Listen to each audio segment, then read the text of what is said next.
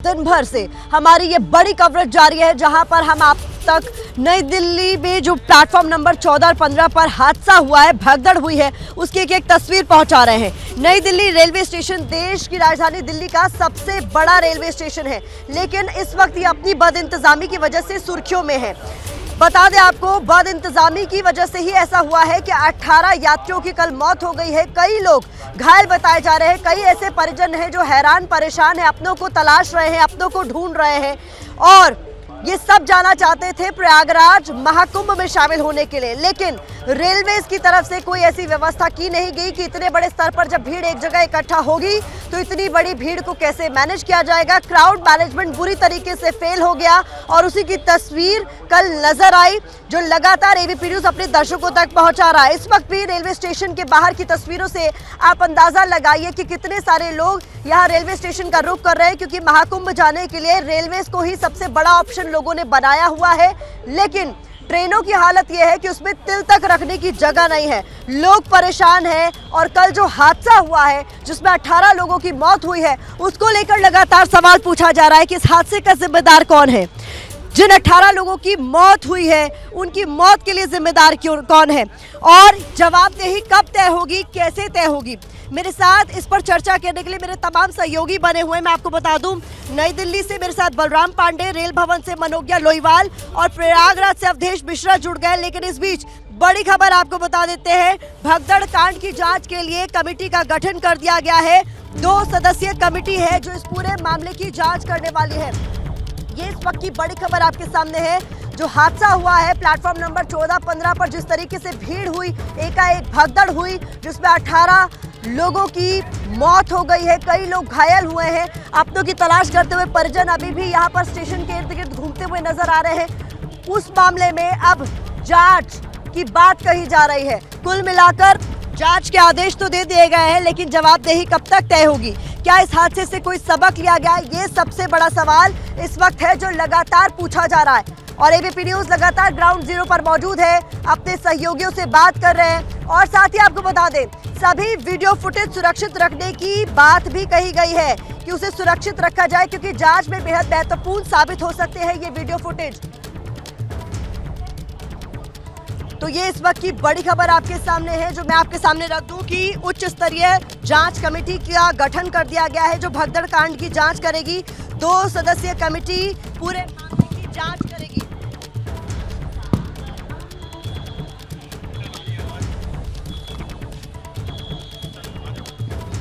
तो तस्वीरें लगातार आप तक हम पहुंचा रहे हैं और हमारे सहयोगी भी हमारे साथ बने हुए हैं। मैं बता दूं, मेरे सहयोगी इस पर और ज्यादा जानकारी के लिए हमारे साथ जुड़े हुए हैं। क्या डिटेल्स इसको लेकर मिल पा रही है रविकांत?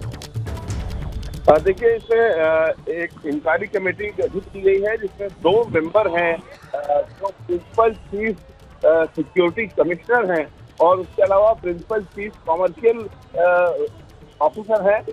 ये 2 की कमेटी बनाई गई है और इसमें इन दोनों में नरसिंह देव हैं और पंकज गंगवार हैं जो कि सिक्योरिटी कमिश्नर है। उनकी अध्यक्षता में ये कमेटी गठित की गई है और ये इमीडिएट इफेक्ट से स्टार्ट कर दी गई है और जितने भी वीडियो फुटेज हैं वो सारे सुरक्षित हैं और कोशिश की जा रही है कि जितने भी जो उस समय के खास तौर से ध्यान दिया जा रहा है कि जो सीसीटीवी फुटेज है उनको प्रोक्योर किया जाए ताकि जो सही स्थिति है वो कमेटी के सामने रखी जा सके और जल्द से जल्द इसको सामने लाया जाएगा कि आखिर वजह क्या थी, किन वजहों से ये स्टैम्पीड हुआ, ये भगदड़ हुआ और क्यों अंदाजा नहीं हो पाया कि इतनी ज्यादा भीड़ अचानक से आ सकती है और अगर आ गई थी तो उसको कंट्रोल क्यों नहीं किया जा सका।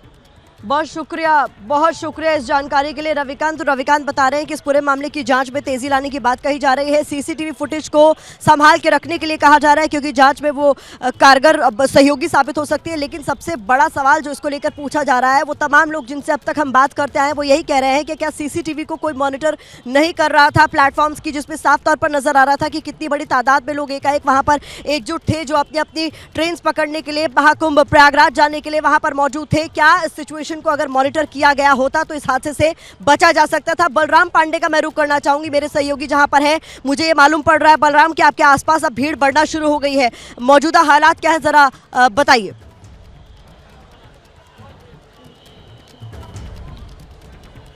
बिल्कुल प्रतिमा, इस वक्त हम प्लेटफॉर्म नंबर 16 पे मौजूद हैं, जहां पर बिहार संपर्क क्रांति ट्रेन लगने वाली है। लेकिन आप देख सकते हैं कि किस तरीके से भारी भीड़ जो यात्रियों की है वो यहां पर पहुंची हुई है। और आप देख सकते हैं जहां तक आपकी नजर जाएगी वहां तक सिर्फ आपको यात्री ही यात्री नजर आएंगे। और भारी संख्या में एक तरीके से कहा जा सकता है कि जो यात्री हैं वो यहां पर पहुंचे हुए हैं। हालांकि प्रशासन की तरफ से जो सुरक्षा कर्मी हैं वो दूर दूर तक आपको नजर नहीं आ रहे होंगे। और ये जो रस्सी बांधी गई थी रेलवे प्रशासन की तरफ से कि इसके बाहर जो यात्री हैं वो ना जाएं, तो कहीं ना कहीं आप देख सकते हैं कि किस तरीके से यहां पर भारी भीड़ आपको देखने को मिलेगी यात्रियों की। और हम अपने सहयोगी से कहेंगे कि थोड़ा दिखाएं कि किस तरीके से यहां पर तिल रखने की जगह नहीं है। आप देखिए किनारे किनारे प्लेटफॉर्म पे किस तरीके से भारी भीड़ आपको नजर आ रही होगी। हालांकि कुछ सुरक्षा कर्मी अब आते हुए नजर आ रहे हैं और माना जा रहा है कि जो भीड़ है उसे कंट्रोल करने की कोशिश की जा रही है।